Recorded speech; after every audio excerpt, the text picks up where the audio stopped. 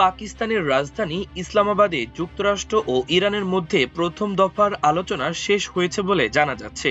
দুজন সরকারি কর্মকর্তা বিবিসি উর্দুকে নিশ্চিত করেছেন যে 2.5 ঘন্টার এই আলোচনায় পাকিস্তানি মধ্যস্থতাকারীরাও উপস্থিত ছিলেন। একটি সূত্র অনুযায়ী প্রাথমিক আলোচনা ইতিবাচক হয়েছে। এটিও নিশ্চিত করা হয়েছে যে একটি সংক্ষিপ্ত বিরতির পর ত্রিপক্ষীয় আলোচনা রোববার পাকিস্তানের স্থানীয় সময় সকাল 8টা থেকে 8:30টার মধ্যে পুনরায় শুরু হবে।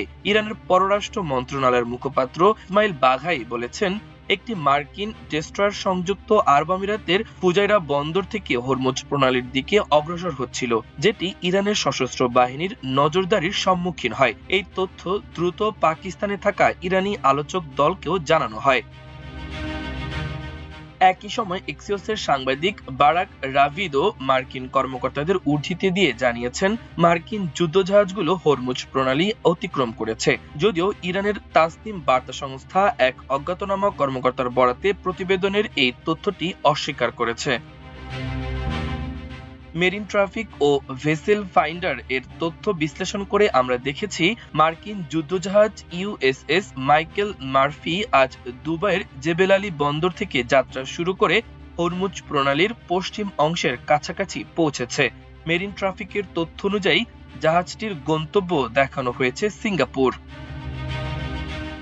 এই মার্কিন যুদ্ধজাহাজটি এমন সময় হরমুজ প্রণালীর দিকে এগোচ্ছে যখন ইরান জানিয়েছে যে এই মুহূর্তে তারা মার্কিন ও ইসরায়েলি জাহাজকে এই প্রণালী দিয়ে চলাচলের অনুমতি দেবে না। এদিকে পাকিস্তানের ইসলামাবাদে যুক্তরাষ্ট্র ও ইরানের মধ্যে সরাসরি আলোচনা চলার মধ্যেই ইসরায়েল জানিয়েছে তারা লেবাননে হামলা অব্যাহত রেখেছে।